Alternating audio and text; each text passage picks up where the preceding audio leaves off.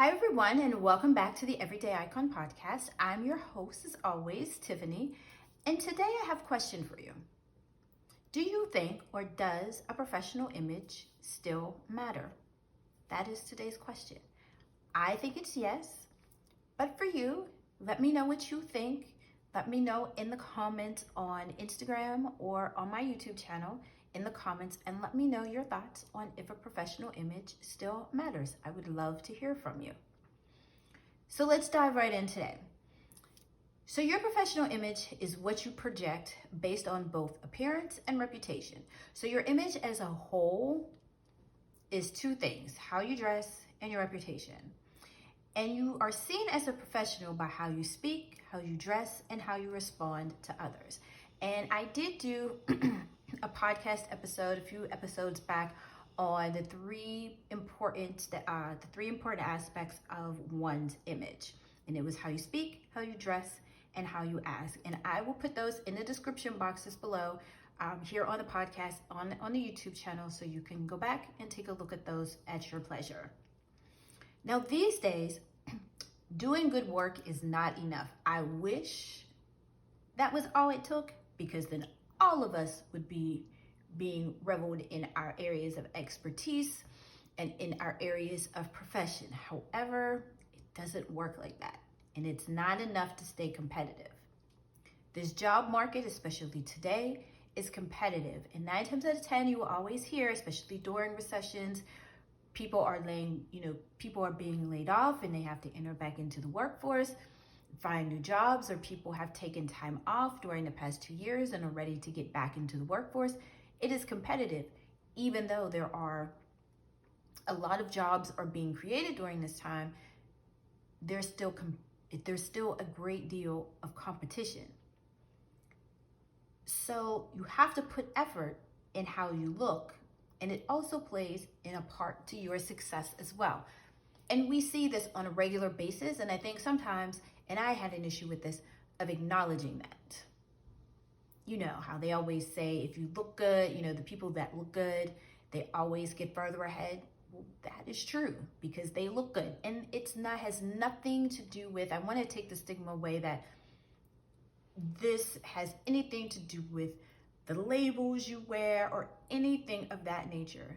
It has everything to do with curating a wardrobe, and an image that you want people, that projects who you are and how you want to be seen in the world and in your career and in your profession. I like to think of what we wear as our armor. It is like getting up every morning and getting dressed and putting on our armor, because let's face it can be exhausting, and we have fights that we have to fight when we are at work, and battles that we have to probably go through at work.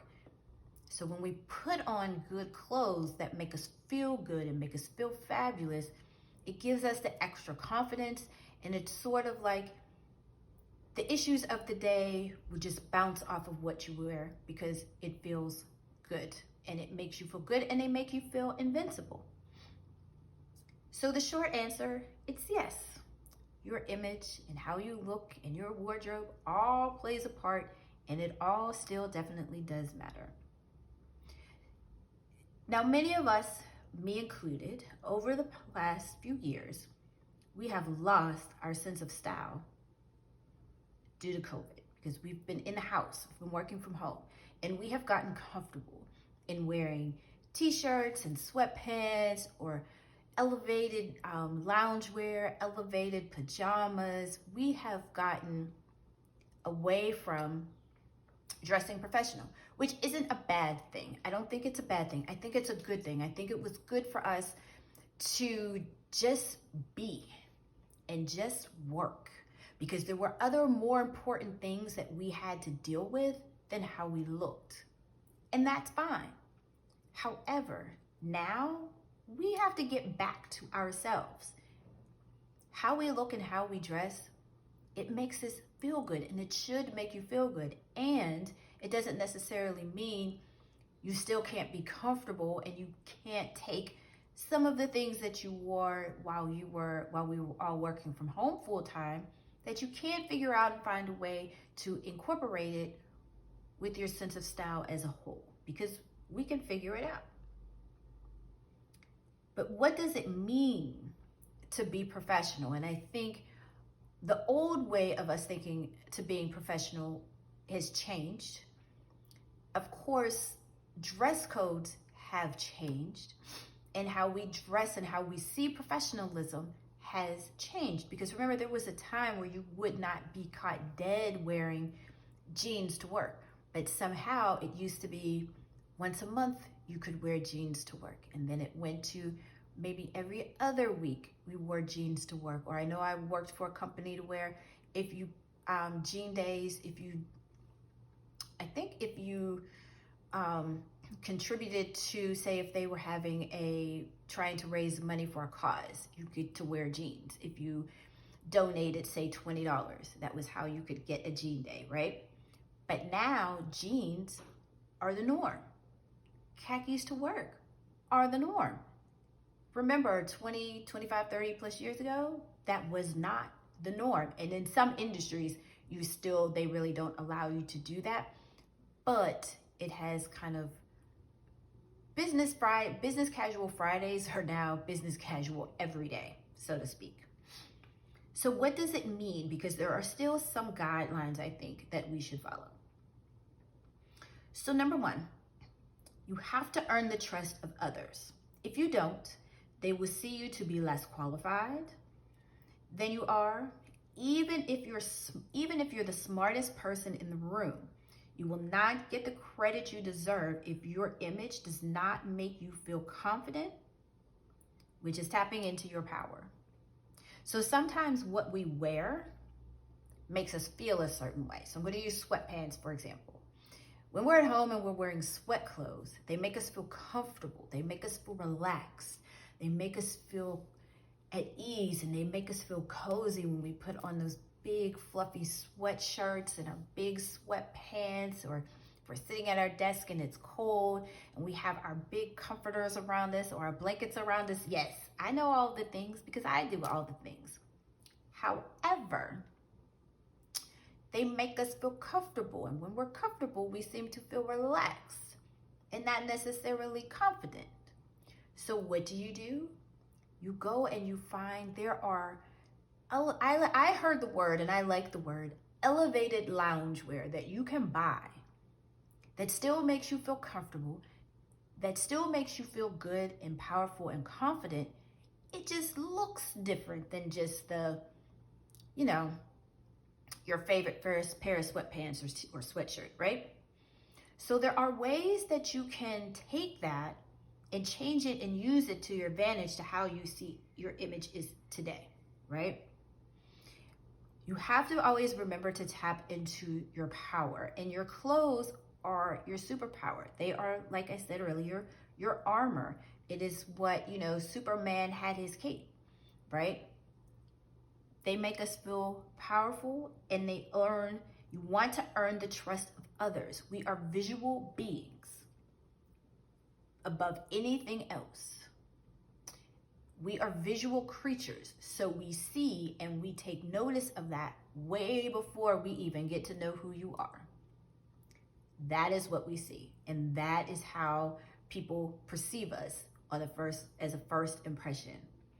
So you always want to remember that no matter what your style is, because right now we're at a point where we now get to change that, and now we get to curate how we want people to perceive us. That means finding your words. How do you want to be perceived? How do you want to feel when you get dressed?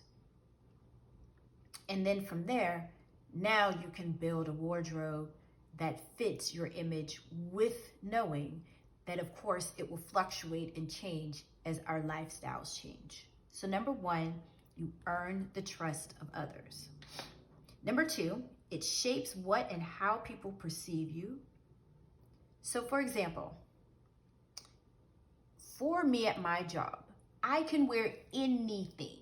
I can go in shorts and flip-flops and a t-shirt every day if I wanted to when I go in, but I don't. Why? Because I know that people watch every little thing that you do, from not just your work, but they look at how you present yourself image wise. So I always wear, even if I wear jeans and a blazer, a cute shirt, a cute pair of shoes. I take it back, I have worn tennis shoes, but it was with a skirt or with a dress. But I always have that in the back of my mind. And most importantly, I have to remember I'm not judged like everybody else. So I have to have a certain level of consciousness of how I look and how I dress at all costs, even going into work. And yes, they say you can literally wear everything, and trust me, I have seen everything. That does not mean I'm going to do it, because how I dress is also attached to my career and my professional goals. And it's always going to also change depending on what profession you're in. So if you're in IT, that looks completely different than me being in HR and recruiting and talent and acquisition. It's going to look different, but you still want to have it and elevate it in such a way that you always look professional at all times, and how people perceive you when you want to be perceived in the most positive light as possible. So that's pretty much all in essence of what I'm trying to say. You want to shape what and how people perceive you at all times. And that has to be you have to be conscious of that. And it has to be attached to your career and professional goals. Whether you're in corporate America or whether you're an entrepreneur like me, a corporatepreneur, we're doing both things here. Or even if you're a full-time entrepreneur, real estate agent, the whole 9 yards. And I always use real estate agents because that's also a good thing as well. If you want to sell $1 million homes, you have to look like you sell $1 million homes. You just can't come in like you just come off the street, or like you sell like to first-time home buyers. That level is going to be completely different than selling $1 million home and luxury homes. So you have to look that part. So number 2 is to shape what and how people perceive you. And I think the most important thing that some of us also tend to forget is our image speaks for us before we even open our mouths. What I mean by this is people will make a subconscious decision about your educational status, about your social status, about how much money you currently make, how much money you should be making, all by how you look. This is even before if you have never given your resume to them. If you're in a networking event or they will make a decision based off of that. So it speaks before you do. So what do you want your image to say about you that you can't say for yourself? So if you're confident, you're not just going to come up and say, oh, hey guys, I'm confident. No, it should reflect that in your image. You're not going to say, oh, well, I'm powerful. Your image should reflect that you're powerful. Hey guys, I'm friendly. No, your image should reflect that you're friendly and that you're approachable. All of that should be there. Now, yes, it is true that we as Black women have this preconceived notion that we are not approachable and this and that because of our demeanor and how we act and how we this, but that's really a whole conversation and probably a whole episode in itself that are stereotypes. So we're not talking about stereotypes. We're talking about cool, just hearted acts. And what we have to realize is that as it speaks for us, people see us, different. And they see us as someone, I want to know that person. What is it about that person? Because if you come in there, if you are comfortable with what you have on, you could have on the brightest, and I'll use like a bright pink, for example. If you come in a bright pink suit and you strut in there, all of that, guess what? All of that shines through. So they know that you are confident, that you are secure in yourself, that you own that room and you own your image, and they want to get to know who you are. That is what we want to project at all times. And if they can't see it, so be it. somebody in that room saw it.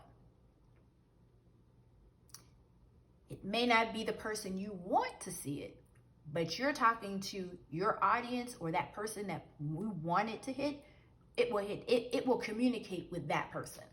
So always know people are always watching, and it may not be the one person or the group or individuals that we want to attract or we want to get their attention because, hey, guess what? I'm good for this job. I'm good for this. I can do this speaking engagement. I can be the best, person for the position.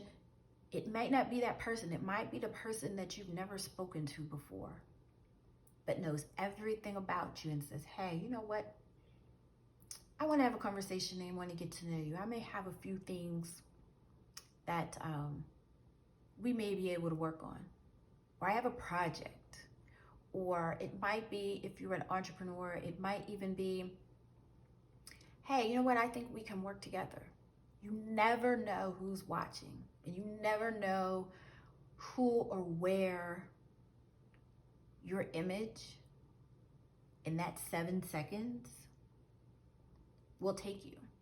So we want to always be intentional and aware of it at all times. So, as you can see, yes, a professional image, it does still matter. And now is the perfect time as we are getting back out in the world that now we can begin to create and curate one that truly reflects who we are and embraces all of our flaws, all of our beauty, so that people can see who we are and what we are truly made of. So I hope you enjoyed today's episode, and if you've made it this far, if you need any additional resources, please be sure to check the description box below. I have a few of them down there, and I hope you guys have an amazing rest of your week. Stay healthy, stay safe, and as always, remember to be iconic. Have a great day, guys. Bye.